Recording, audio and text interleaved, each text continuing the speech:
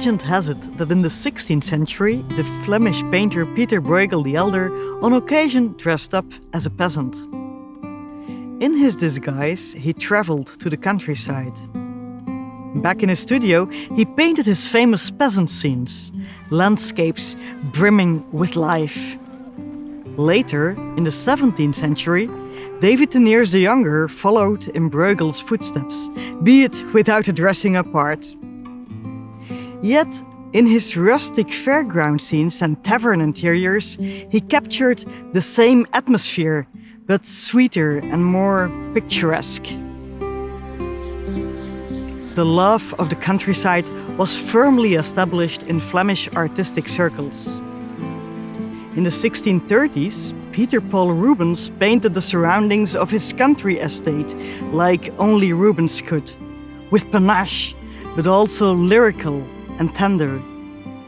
No wonder then that in the 18th century, here in Sudbury, Thomas Gainsborough lost his heart to what started as a very Flemish artistic tradition. Just like John Constable, a little later, he gave his own spin to the genre.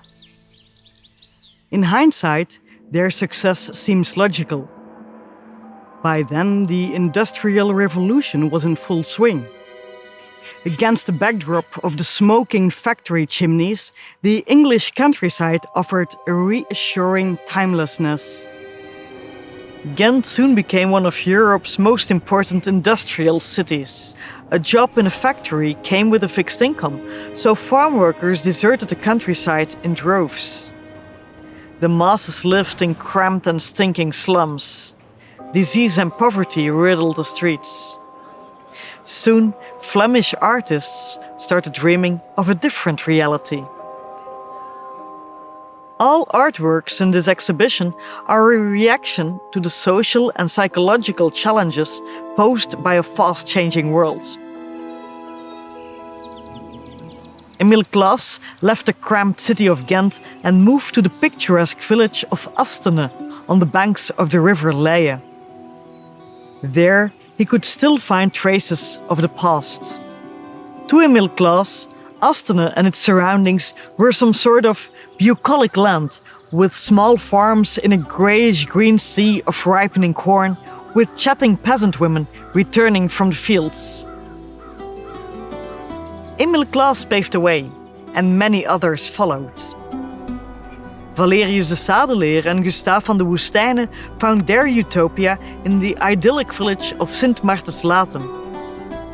There, they fell in love with what looked like a timeless landscape, populated with honest and hard-working people who still knew what faith was. Georges Mine, on the other hand, was less interested in his actual surroundings. In his sculptures, he stripped his models of their personal characteristics, even of their sex, and gave form to an idea, the concept of universal beauty. According to Mine, a more beautiful world would lead to a better one.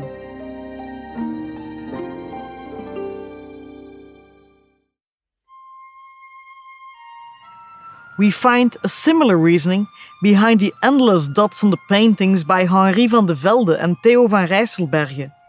In their case, it is not beauty but science that will make the world a better place. All dots on these paintings are created equal. They are supposed to mirror an ideal society where all human beings are equally important.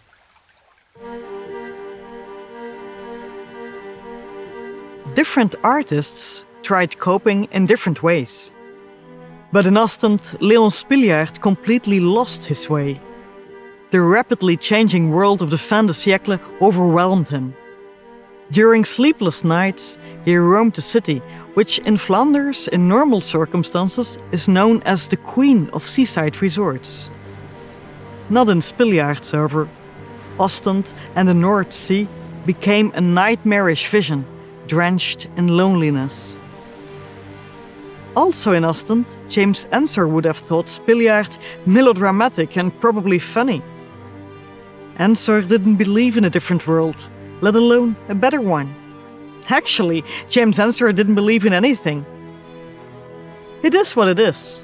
All we can do is laugh. With James Ensor, you never know what's serious and what's not. When Albert Einstein asked him, "What do you paint?" he allegedly answered, "Nothing." For Ensor, nothing is sacred. God is dead, and all that remains is light and color.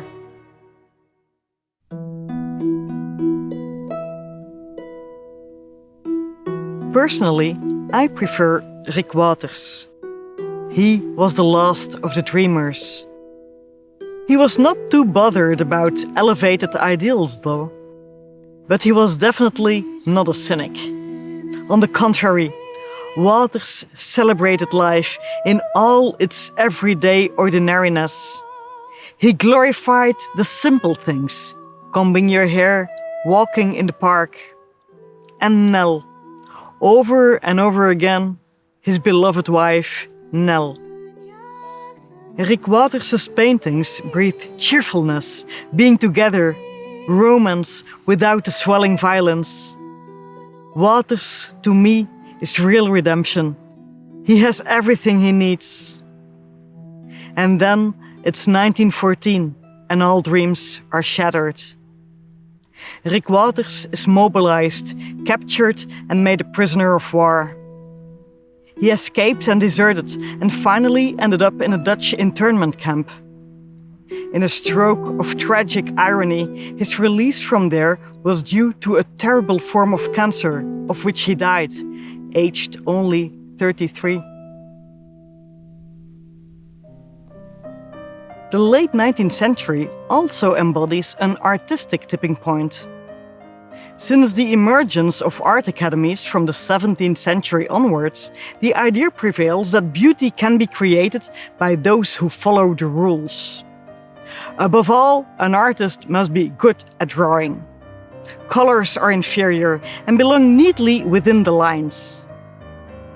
Subjects should be morally edifying and are preferably derived from the Bible or classical mythology. None of that is obviously the case when Emile Claus starts painting his peasant women. Out go the neat lines, away the edifying subjects. Light and color, that's what it is all about.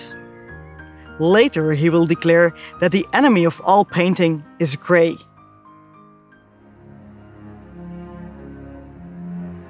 Moreover, for the first time in centuries, medieval art is experiencing a revival. Artists like Jan van Eyck, Hans Memling and Peter Bruegel the Elder and his sons, they become a huge source of inspiration, especially for Valerius de Sadeleer and Gustave van de Woestijnen. Both stylistically, symbolically and even technically, they see themselves as the heirs of the so-called Flemish primitives, the early Netherlandish painters. But even James Ensor is unthinkable without famous predecessors like Bos and Bruegel and the like. And in the way he is obsessed with light and color, he shows himself a true follower of Rubens. And so we have come full circle. In these paintings, tradition and modernity go hand in hand. Today, in an age when progress never seems to pause and everything always has to move fast, these scenes have lost little of their appeal. To me personally, they still feel a bit like coming home.